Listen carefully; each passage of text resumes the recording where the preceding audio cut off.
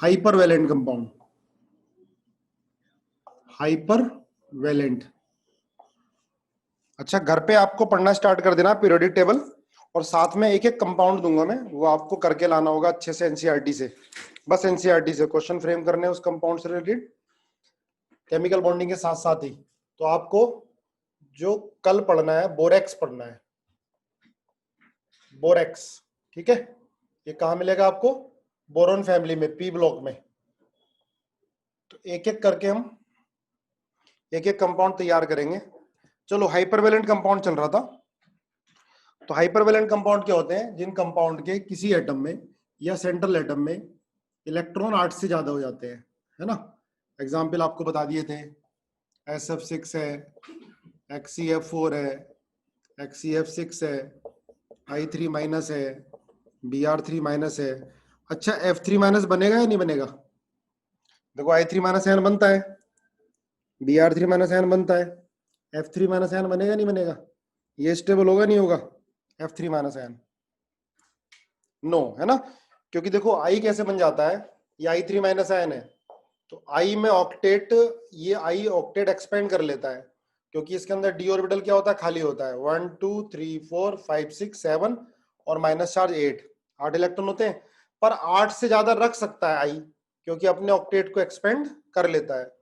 तो I3 minus ion exist कर जाएगा, Br3 माइनस भी एग्जिस्ट करेगा, लेकिन F3 माइनस एग्जिस्ट नहीं कर सकता।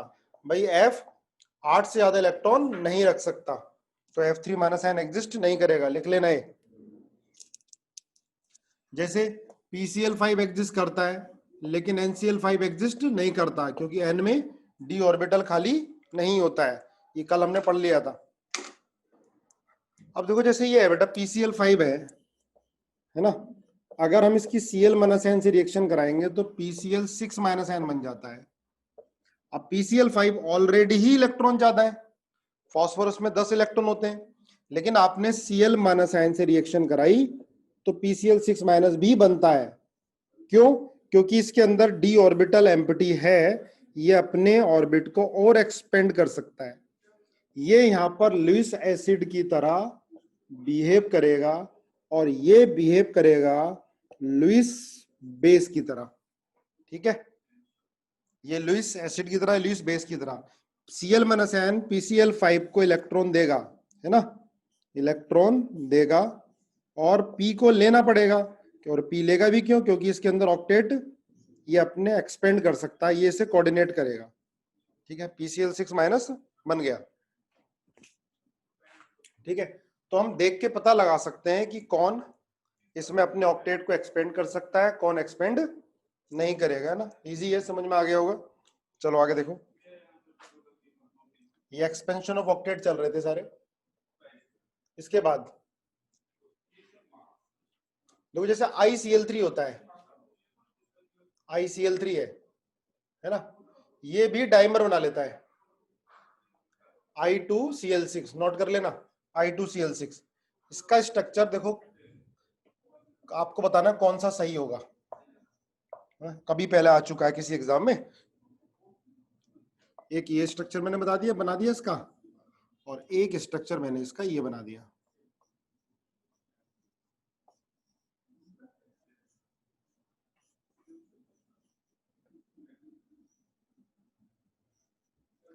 ये लोन पेयर है,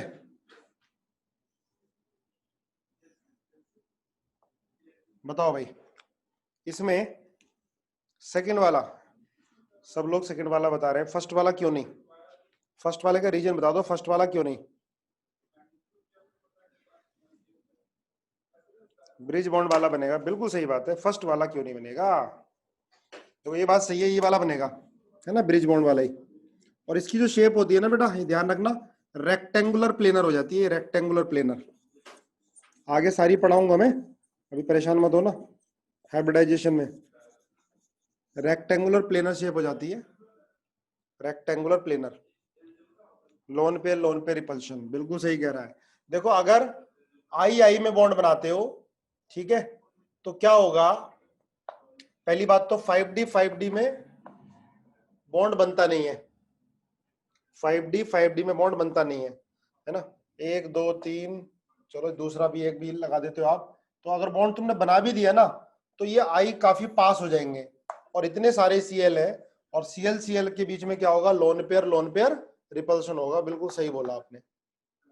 5D में बॉन्ड बनेगा नहीं। अगर बॉन्ड तुमने बना भी दिया, लिख लेना, इसके आगे लिख लिया करो, हिंदी इंग्लिश किसी में भी। अगर बॉन्ड बना भी दिया तो 2 आई पास होंगे। जब ये पास पास आएंगे तो 3 सीएल उधर 3 सीएल, तीनों सीएल पे लोन पेयर उधर, तीनों सीएल पे लोन पेयर, तो लोन पे रिपल्शन होगा। रिपल्शन से स्टेबिलिटी बहुत कम हो जाती है। इसके आगे लिखो, दोनों स्ट्रक्चर बनाओ, दोनों के आगे लिखो, जल्दी लिखो, है ना। सिग्मा पाई 5D में अगर आपने बॉन्ड बना दिया तो 2 आई पास हो जाएंगे, ये पास पास आएंगे, जिससे रिपल्शन बहुत ज्यादा हो जाएगा और स्टेबिलिटी कम हो जाएगी।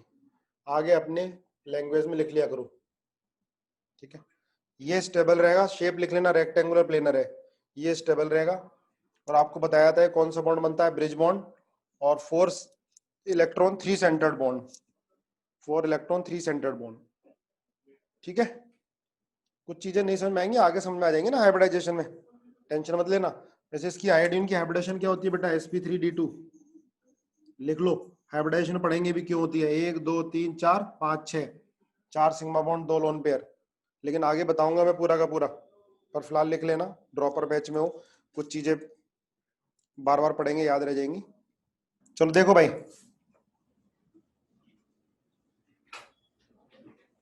इसके बाद आता है बेटा odd electron compound. Odd electron ये भी ऑक्टेट रूल को फॉलो नहीं करते। जैसे NO है, NO2 है, ये भी ऑक्टेट रूल को फॉलो नहीं करते। ClO2 है, ठीक है, OF है, तो ये भी ऑक्टेट रूल को फॉलो नहीं करते हैं। तो ये भी क्या करेंगे स्टेबल होने के लिए, ऑक्टेट रूल को फॉलो नहीं करेंगे तो क्या करेंगे स्टेबल होने के लिए, चलो ठीक बात है, ये क्या करेंगे डाइमराइज, ये स्टेबिलिटी के लिए डाइमराइज करेंगे। NO क्या बनाएगा, N2O2, NO2 क्या बनाएगा, N2O4। ClO2 डाइमराइज नहीं करता है, देखो NO2 डाइमराइज कर जाता है। डाइमराइज का मतलब 2 मॉलिक्यूल मिलके एक मॉलिक्यूल बना लेना। NO2 डाइमराइज करा जाता है, ClO2 डाइमराइज नहीं करता। रीजन बताओगे, ये कॉमन क्वेश्चन है, लिख लेना। NO2 undergo dimerisation but ClO2 not. Reason, ClO2 dimerise नहीं करता। देखो ClO2 भी पैरा, ये सारे पैरामैग्नेटिक होंगे, लिख लेना, all are paramagnetic, all are paramagnetic. Paramagnetic क्यों है, because they have unpaired electron. Total number of electron count कर लो, जनरली ऐसा होता है, total number of electron count कर लो, अगर वो total number of electron odd आते हैं तो पैरामैग्नेटिक। अभी डाइमर क्यों कर रहे हैं, अपने आप को डायमैग्नेटिक कराने के लिए, इसमें सब में अनपेयर्ड इलेक्ट्रॉन है ना, NO NO2 ClO2 OF, तो NO2 भी डाइमर बना लेता है, NO भी डाइमर बना लेता है, OF भी बनाता है, O2 F2, लेकिन ClO2 डाइमर नहीं बनाता। लिख लेना, due to large size, Cl का साइज बड़ा होगा, ये डाइमर नहीं बनाएगा, इलेक्ट्रॉन डेंसिटी कम होगी, साइज बड़ा होने से इलेक्ट्रॉन डेंसिटी कम होगी, ओवरलैपिंग ऑर्बिटल की इफेक्टिव नहीं होगी। लिख लेना, ओवरलैपिंग ऑर्बिटल की इफेक्टिव नहीं होगी due to large size of Cl, due to large size of Cl। Rajneesh कह रहा है कि O2 तो सर पैरामैग्नेटिक होता है, और आप कह रहे हो कि जितने भी ऑड इलेक्ट्रॉन मॉलिक्यूल होते हैं वो सारे पैरामैग्नेटिक, इवन होंगे डायमैग्नेटिक। पर O2 में तो क्या होते हैं, इवन नंबर ऑफ इलेक्ट्रॉन है। इसी चीज को एक्सप्लेन करने के लिए, इसके पैरामैग्नेटिक बिहेवियर को एक्सप्लेन करने के लिए मॉलिक्यूलर ऑर्बिटल थ्योरी आई थी, वो तभी पढ़ेंगे आगे, ठीक है। चलो लिख लिया तुमने, ClO2 डाइमर क्यों नहीं बनाता, due to large size of Cl, due to large size of Cl, ठीक है। आगे चलो, तो ये हो गया बेटा एक्सेप्शन ऑफ ऑक्टेट, है ना, इलेक्ट्रॉन डेफिशिएंट कंपाउंड थे, एक्सपेंशन ऑफ ऑक्टेट थे, और ऑड इलेक्ट्रॉन कंपाउंड, ठीक है। अब हम आगे पढ़ेंगे बॉन्ड के बारे में। है ना। पहले तो मुझे बताओ केमिकल बॉन्ड होता क्या है। Chemical bond between two atom, लिखने की जरूरत नहीं है तुम लोगों को, सुन लो बस। Chemical bond between two atom is an force of attraction of such strength which provide stability to the system of both atoms and they emerge out in the form of molecular species, है ना। तुम मैं सबको पता है भाई chemical bond क्या है, ये फोर्स ऑफ अट्रैक्शन है दो एटम के बीच में। दो एटम मिलके मॉलिक्यूल बना लेते हैं और एनर्जी रिलीज होती है। एनर्जी रिलीज होती है लगभग 42 किलोजूल पर मोल। जब दो बॉन्ड बनते हैं, बॉन्ड के बनने में जो एनर्जी रिलीज होती है मोर देन 42 किलोजूल पर मोल। लिख लेना, आ जाता है क्योंकि दे रखा है एनसीईआरटी में, मोर देन 42 किलोजूल पर मोल जब भी बॉन्ड बनेगा, है ना। कहीं पर ज्यादा रिलीज होगी, कहीं में कम रिलीज होगी, पर एनर्जी तो रिलीज होगी, कहीं ज्यादा कहीं कम, पर एनर्जी रिलीज तो होनी है। लिख लो 42 किलोजूल पर मोल। अच्छा, बॉन्ड फॉर्मेशन में एनर्जी तो रिलीज होती है, डिसोसिएशन में एब्जॉर्ब होती है। बॉन्ड को तोड़ने में एनर्जी क्या होगी, एब्जॉर्ब होगी। बॉन्ड बनने में एनर्जी क्या होगी, रिलीज होगी, है ना। एक चलो स्टेटमेंट बताओ, स्टेटमेंट 1 लिखो असर्शन रीजन का। कितना आसान है, कौन कौन से बता पाता है। स्टेटमेंट 1 लिखो, all element undergo chemical bond formation. All elements undergo, देखो कितनी छोटी सी चीज है फिर भी काफी बच्चे गलत करते हैं। Undergo chemical bond formation. क्यों, टू गेन या टू कंप्लीट ऑक्टेट और टू गेन स्टेबिलिटी। लिख लो, all element undergo chemical bond formation so that their atom can stabilize themselves, so that लिख लो चाहे their atoms undergo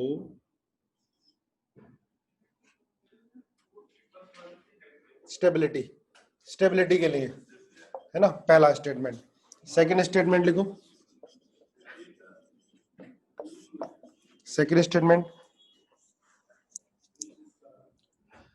second statement लिखो बेटा। Not correct है पहला, अच्छा सोच समझ के जवाब दो। सेकंड स्टेटमेंट लिख लो, during any type of bond formation potential energy decreases. During any type of bond formation potential energy decreases। बताओ पहला सही है क्या, फर्स्ट स्टेटमेंट सही है। नो, रजनीश कह रहा नो, बाकी सब भी नो ही बोल रहे हो। रोहित भी नो कह रहा है, अंजलि यस, हाँ बिल्कुल सही है भाई। ये स्टेटमेंट पहला गलत है, सारे एलिमेंट केमिकल बॉन्ड फॉर्म नहीं करते, है ना। क्यों, क्योंकि नोबल गैस तो नहीं करती हैं। नोबल गैस में हीलियम नहीं करता, नियोन नहीं करता, बाकी करती हैं, ठीक है। तो ठीक है, पहला गलत हो गया, दूसरा सही है, सेकंड सही है, ठीक है। सेकंड सही है। तो केमिस्ट्री में हमेशा ही पेपर आसान आता है, लेकिन हम छोटी छोटी गलती करके आते हैं। पेपर पूरा का पूरा कर सकते हो, तो एनसीईआरटी पढ़ते हुए ना ध्यान रखो एक एक स्टेटमेंट को, टफ नहीं आना कुछ भी। अच्छा एक बताओ, एक स्टेटमेंट और बताओ, लिखो सेकंड क्यों है। बेटा सेकंड तो बिल्कुल सही है ना, नहीं सेकंड स्टेटमेंट सही है, पहला गलत है, सेकंड स्टेटमेंट सही है। क्योंकि बॉन्ड फॉर्म होगा किसी भी टाइप का तो पोटेंशियल एनर्जी तो डिक्रीज होगी, स्टेबिलिटी तो आती है ना, स्टेबिलिटी तो आती है। अच्छा ये बताओ, all hypovalent species act as, all hypovalent species act as Lewis acid always, ये सही है। All hypovalent species always behave as Lewis acid, बिल्कुल सही है, ठीक है, लुईस एसिड की तरह बिहेव करेगा। चलो आगे बढ़ जाओ, हैंड डालो आयनिक बॉन्ड। आयनिक बॉन्ड कैसे फॉर्म होता है? By the transfer of electron. ये तुमने बचपन में पढ़ लिया है।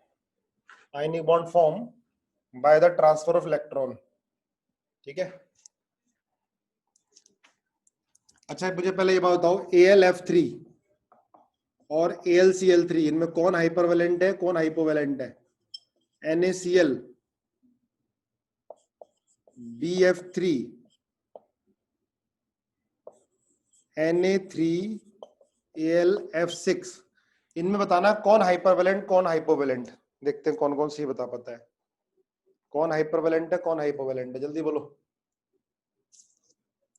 मैं लिख देता हूं, फर्स्ट, सेकंड, थर्ड, 4, 5। कौन हाइपर, कौन हाइपो और कौन ऑक्टेट रूल को फॉलो कर रहा है? सोच समझ के जवाब देना, गलती ना करो यार।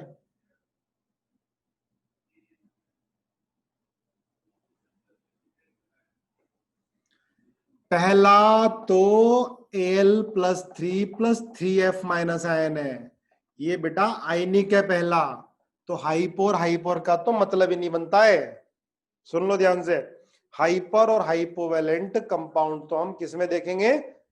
कोवेलेंट कंपाउंड में। तो पहला क्या है? पहला तो आयनिक है, Al+3+3F-, एफ ने 3 इलेक्ट्रॉन, इसने 3 इलेक्ट्रॉन इसको दे दिए, इसका भी ऑक्टेट कंप्लीट, इसका भी कंप्लीट, तो ना हाइपर ना हाइपो, है ना। तुम लोग फर्स्ट बता रहे थे कि फर्स्ट हाइपो होगा।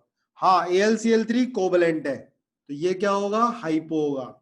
NaCl ना हाइपो ना हाइपर, आयनिक है, ट्रांसफर ऑफ इलेक्ट्रॉन से कंप्लीट हो गया, ठीक है। हाँ सेकंड हाइपो है, ये बात सही है। BF3 हाइपो है। फिफ्थ बताओ क्या होगा? फिफ्थ बताओ।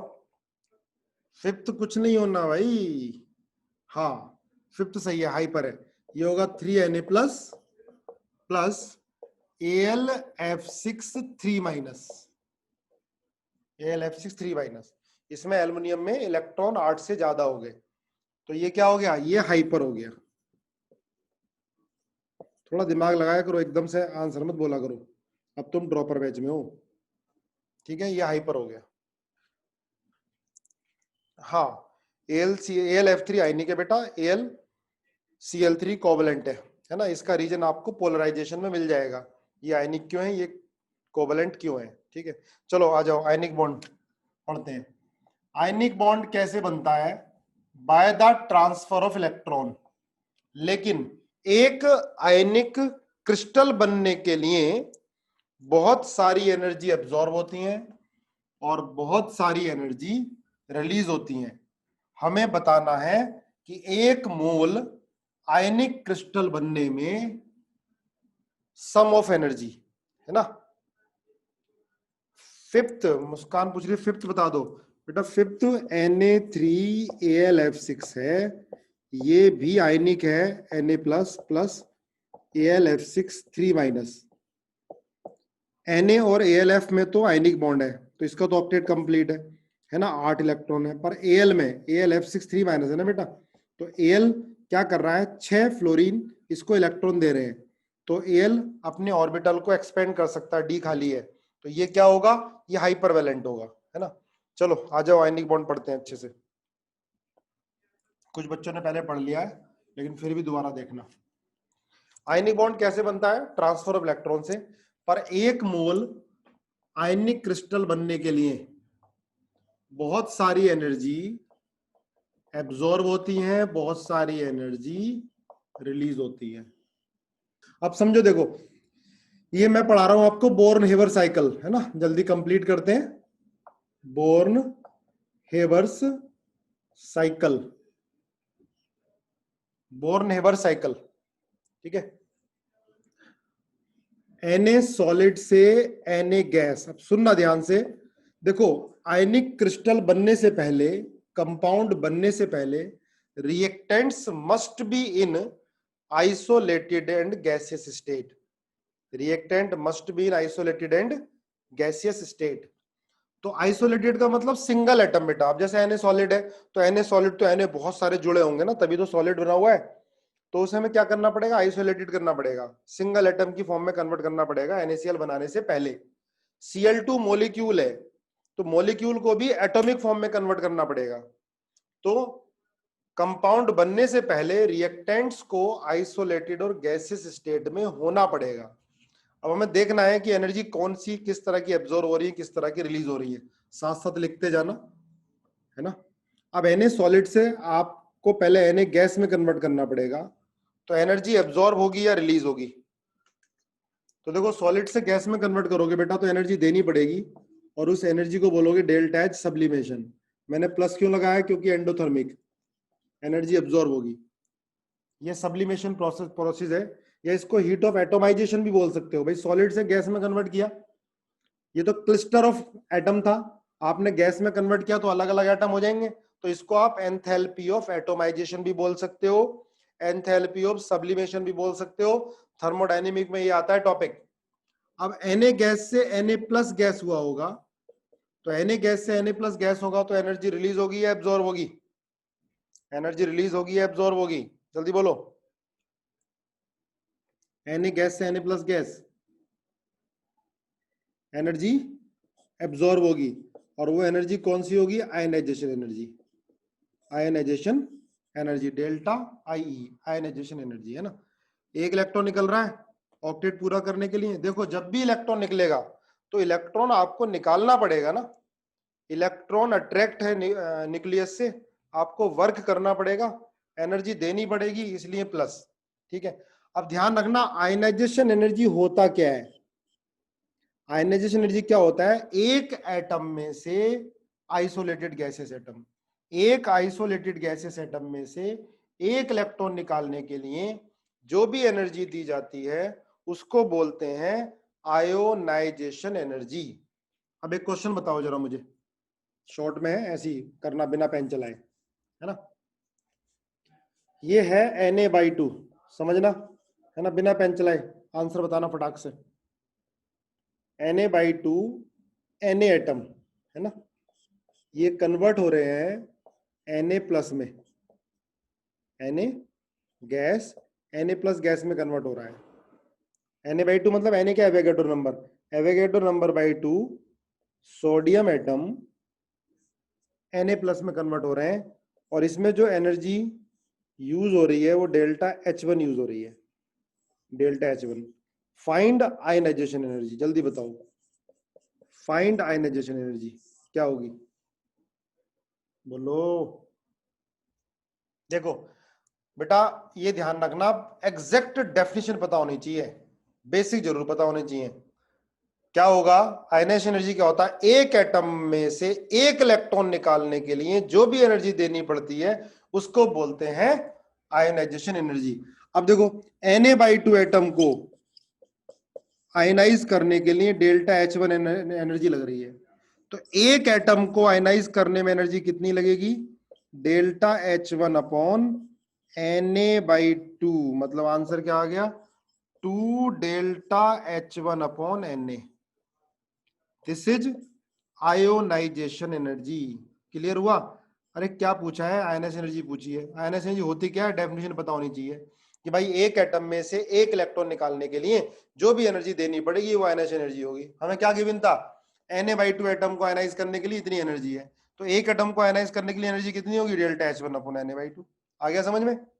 ऐसे क्वेश्चन ही पूछे जाते हैं, डेफिनेशन क्लियर होती है तो हो जाते हैं। तो समझ में आ गया आयनाइजेशन एनर्जी? क्लियर है? एंडोथर्मिक होता है। अब इधर आ जाओ, अब ये Cl2 बेटा, Cl2 Cl में कन्वर्ट होगा, बॉन्ड को तोड़ना पड़ेगा, बॉन्ड तोड़ने में एनर्जी देनी पड़ती है, और वो एनर्जी क्या होती है? Delta H dissociation. बॉन्ड तोड़ने में एनर्जी देनी पड़ती है डेल्टा H डिसोसिएशन। हमें एक Cl चाहिए, हाफ डेल्टा H डिसोसिएशन। अब Cl ऑलरेडी गैस है, गैस ना होता तो गैस में कन्वर्ट करते, एक एनर्जी और ऐड हो जाती। अब Cl गैस होगा, Cl माइनस गैस में कन्वर्ट, एनर्जी क्या होगी? रिलीज होगी, एब्जॉर्ब होगी? क्यों भाई? एनर्जी रिलीज होगी, है ना। और कौन सी एनर्जी होती है? इलेक्ट्रॉन की एंथैल्पी। तो ये होगा डेल्टा H Eg, है ना, Eg, डेल्टा H Eg। बाद में लगा लेंगे माइनस चार्ज, ठीक है। अभी हम मैग्नीट्यूड लिख लेंगे, बाद में लगाएंगे, कौन सी माइनस होगी कौन सी प्लस होगी बाद में लगा लेंगे। डेल्टा H Eg, ये ध्यान रखना एनर्जी रिलीज होती है। Cl को इलेक्ट्रॉन चाहिए ऑक्टेट पूरा करने के लिए, तो Cl अट्रैक्ट करेगा, ओवरऑल अट्रैक्शन होगा, और अट्रैक्शन में एनर्जी क्या होगी? रिलीज होगी।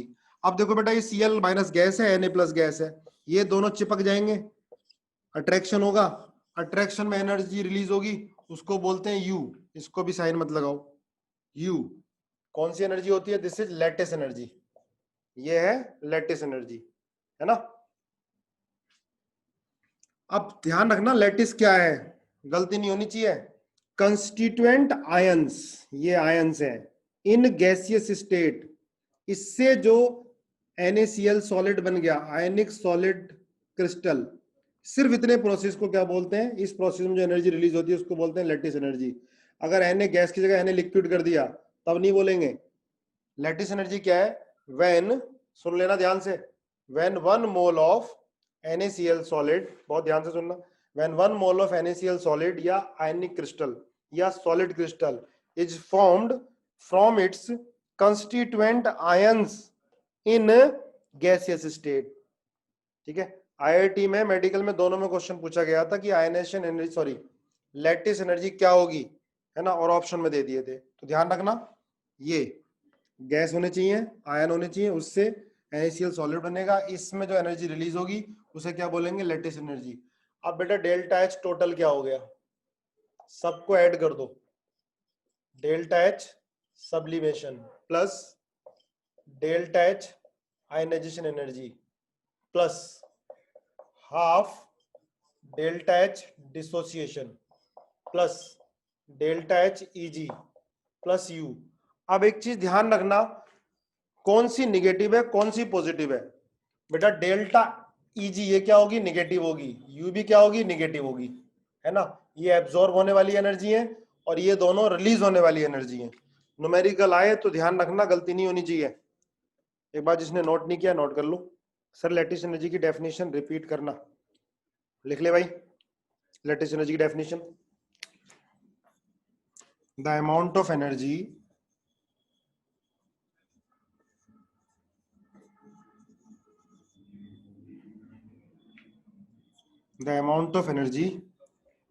released when 1 mole of solid crystal is formed from constituent ions in gaseous state। समझ लेना, राइटिंग कम समझ में आएगा तुम्हें, ठीक है। दोबारा एक बार सुन लो, लैटिस एनर्जी क्या है? The amount of energy release when 1 mole of solid crystal is formed from constituent ions in gaseous state. ठीक है, गैसियस स्टेट नोट करो।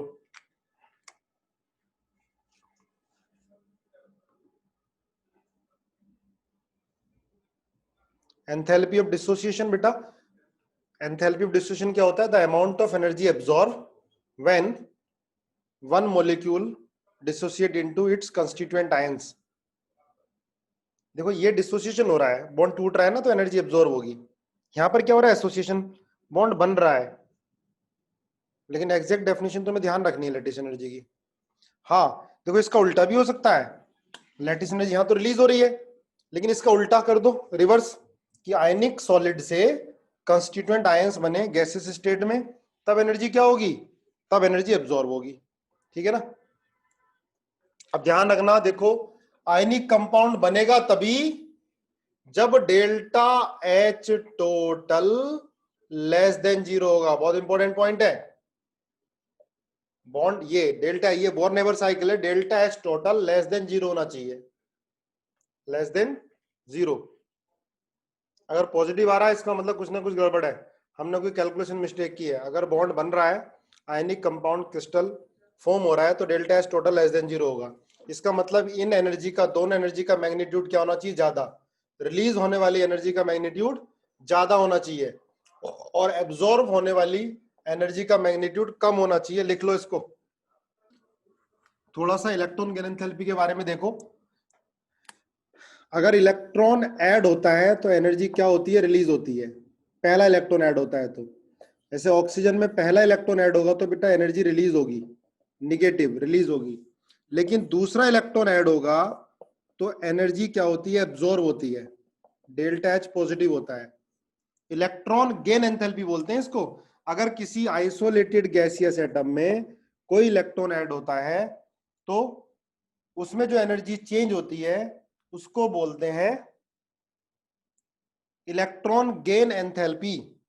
तो देखो पहला इलेक्ट्रॉन ऐड हुआ तो एनर्जी रिलीज होती है जनरली, दूसरा इलेक्ट्रॉन ऐड होगा तो हमेशा पॉजिटिव होगी, minus minus repulsion, energy absorb होगी always, second electron gain enthalpy हमेशा पॉजिटिव होगी।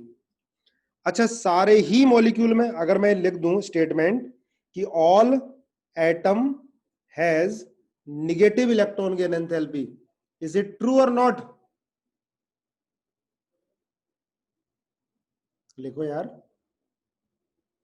है ना, हाँ नॉट ट्रू।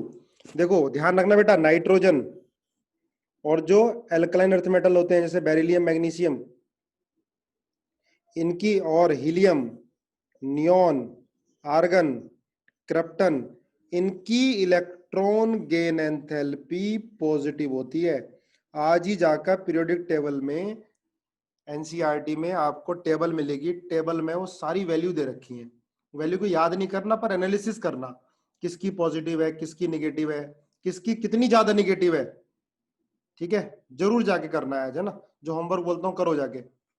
आयनाइजेशन एनर्जी को पढ़ना एक बार एनसीईआरटी से, सिर्फ कितनी 10 लाइन भी नहीं होंगी, और उसका वो देखना जाकर टेबल। चलो देखो, हाँ O माइनस O-2 ये पॉजिटिव है, लेकिन इसके बाद भी देखो O-2 बनता है, बनना नहीं चाहिए, ये ज्यादा पॉजिटिव होता है, ये कम नेगेटिव होता है। ओवरऑल O-2 की फॉर्मेशन में डेल्टा एच पॉजिटिव है, लेकिन तब भी O-2 बनता है एक्वस सॉल्यूशन में, हाई हाइड्रेशन की वजह से, ड्यू टू हाई हाइड्रेशन।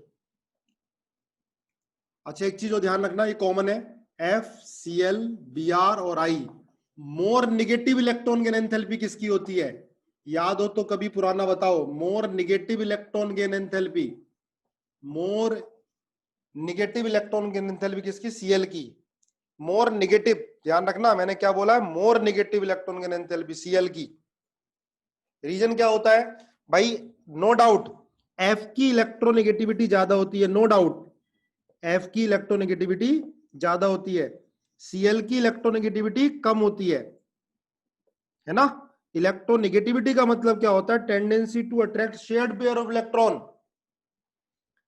है ना। इलेक्ट्रोनेगेटिविटी फ्लोरीन की ज्यादा होती है, तो भैया अट्रैक्शन भी ज्यादा किसका होना चाहिए? फ्लोरीन का होना चाहिए। ज्यादा नेगेटिव मतलब ज्यादा रिलीज होने वाली एनर्जी फ्लोरीन के साथ होनी चाहिए, लेकिन फ्लोरीन का साइज छोटा होने के कारण इलेक्ट्रॉन 2p में है, 2p में छोटा होने के कारण स्पेस कम मिलती है और इंटर इलेक्ट्रॉनिक रिपल्शन होता है, जिसकी वजह से एनर्जी कम रिलीज होती है। क्लोरीन में एनर्जी ज्यादा रिलीज हो जाती है क्योंकि इंटर इलेक्ट्रॉनिक रिपल्शन कम होता है। ध्यान रखना है ना, एक बार जाके पढ़ना उसको अच्छे से। इलेक्ट्रॉन आएगा यहाँ पर, रिपल्सन ज्यादा मिलेगा, जगह कम है, साइज छोटा है, ऐसी लिख लो, स्मॉल साइज फ्लोरीन, 2p में इलेक्ट्रॉन आएगा, 2p में जगह कम मिलेगी, रिपल्सन ज्यादा होगा, एनर्जी कम रिलीज होगी, electron gain enthalpy less negative होगी। वर्ड सुनना मेरा, electron gain enthalpy less negative. ऐसी जब एनसीईआरटी पढ़ोगे ना, देखो एक है इलेक्ट्रॉन एफिनिटी, छोड़ दो, नहीं पढ़ना। इलेक्ट्रॉन एफिनिटी पहले आती थी एनसीईआरटी में, अब नाम नहीं है। अब इलेक्ट्रॉन गेन एंथैल्पी को अच्छे से करना है। क्लोरीन की electron gain enthalpy more negative है, मतलब ज्यादा एनर्जी रिलीज होती है एज कंपेयर टू फ्लोरीन। ऐसी होता है ऑक्सीजन, सल्फर, सेलेनियम और टेलिनियम, इसमें सबसे ज्यादा सल्फर की इलेक्ट्रॉन गेन एंथैल्पी होती है, इसके बाद Fe की, इसके बाद T की, फिर ऑक्सीजन की सबसे कम नेगेटिव। सबसे ज्यादा नेगेटिव बेटा किसकी? सल्फर की, याद रखो एकदम, more negative electron gain enthalpy sulphur, और अपने ग्रुप में इसकी सबसे कम नेगेटिव। हेलोजन में FCl Bri में मोर नेगेटिव किसकी? Cl की, फिर F की, फिर Br की, फिर I की। याद रखना, जाके आज टेबल पढ़ना। चलो एक मुझे एग्जांपल करके दिखाओ बोर्न-हेबर साइकिल का। देखो ये करके दिखाओ, Mg solid plus Br2 gas, Mg Br2 solid. जल्दी से बोर्न-हेबर साइकिल बना के दिखाओ। मिनट से पहले। चलो देखो, mg सॉलिड से mg गैस, mg सॉलिड से mg गैस, तो प्लस डेल्टा एच सब्लिमेशन। चलो mg सॉलिड से mg गैस, अब mg गैस से पहले mg प्लस। देखो अब 2 इलेक्ट्रॉन निकालेगा ना बेटा ऑक्टेट पूरा करने के लिए, तो पहला इलेक्ट्रॉन 2 अलग अलग स्टेप में, डेल्टा एच IE1, फिर mg प्लस से mg plus 2 gas, delta H IE2। देखो केमिकल बॉन्डिंग में सारा कुछ करेंगे हम लोग, थर्मल स्टेबिलिटी, सॉल्युबिलिटी डिटेल में। 11th में तो थोड़ा सा बताते हैं, लेकिन तुम्हारे बैच में पूरी सारी इनऑर्गेनिक की सॉल्युबिलिटी, स्टेबिलिटी, थर्मल स्टेबिलिटी इसी चैप्टर में करना है हमें। तो चैप्टर बहुत लंबा हो जाएगा, पूरी इनऑर्गेनिक 75% इनऑर्गेनिक इसी चैप्टर में कंप्लीट करनी है। अभी धीरे धीरे मालूम चल जाएगा तुम्हें। I1 I2 ठीक है ना, पहला एक इलेक्ट्रॉन निकला फिर दूसरा इलेक्ट्रॉन। अच्छा I1 और I2 में कौन ज्यादा होगा? एंथैल्पी ऑफ सब्लिमेशन बता दो, निधि पूछ रही है। बेटा सब्लिमेशन क्या होता है? सॉलिड को डायरेक्ट गैस में कन्वर्ट करना सब्लिमेशन है। सॉलिड से गैस में कन्वर्ट करना सब्लिमेशन है। हाँ, सेकेंड आयनाइजेशन एनर्जी जो होती है पहली से ज्यादा होगी, बिल्कुल सही बात है। तो पहला इलेक्ट्रॉन निकला फर्स्ट आयनाइजेशन एनर्जी, दूसरा इलेक्ट्रॉन निकला सेकेंड आयनाइजेशन एनर्जी। अब Br2, सॉरी गैस नहीं होता बेटा, Br2 होता है लिक्विड, मेरे से गलती हो गई। Br2 क्या होता है? लिक्विड। तो पहले लिक्विड को आप गैस में कन्वर्ट करोगे और एनर्जी कौन सी होगी? Delta H vaporisation. लिक्विड को गैस में कन्वर्ट करोगे, डेल्टा एच वेपराइजेशन होगी। इसके बाद Br2 गैस, Br2 गैस अब तोड़ना पड़ेगा, ये मॉलिक्यूल है, इसको एटम में कन्वर्ट करना पड़ेगा, 2Br गैस, तो प्लस डेल्टा एच डिसोसिएशन है ना। Br2 को कर रहे हैं 2Br में, दोनों Br ही चाहिए हमें, ठीक है सर। ऑक्सीजन में सेकेंड आयनाइजेशन एनर्जी लेस होती है? नहीं बेटा, कोई हमेशा ध्यान रखना, वो नाइट्रोजन के कंपैरिजन में होती है। कोई भी एटम होगा, फर्स्ट कम होगी, सेकंड उससे ज्यादा, थर्ड उससे ज्यादा। भाई पहला इलेक्ट्रॉन निकालोगे तो न्यूट्रल से निकालोगे, दूसरा निकालोगे तो प्रोटॉन ज्यादा हो गया, नहीं अट्रैक्शन ज्यादा होगा, तीसरे में और अट्रैक्शन ज्यादा होगा।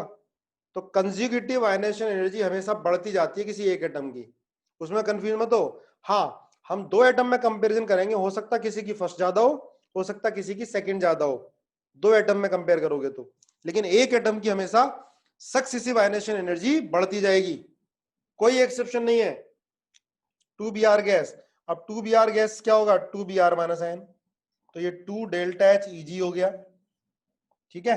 अब ये दोनों आपस में जुड़ जाएंगे, इसमें एनर्जी कौन सी रिलीज होगी? डेल्टा U, ठीक है। अब इसको टोटल देख लो, डेल्टा एच टोटल क्या हो गया? डेल्टा एच सब्लिमेशन ऐड कर लो, plus delta H ionisation energy 1, plus delta H I2, plus delta H vaporisation, minus minus plus ही रहने दो, माइनस बाद में लगा देंगे, delta H Eg plus U। तो भाई ये भी माइनस है, तो न्यूमेरिकल में माइनस में आएगा, तो ध्यान रखना ये भी माइनस आएगा और ये भी क्या आएगा? माइनस आएगा।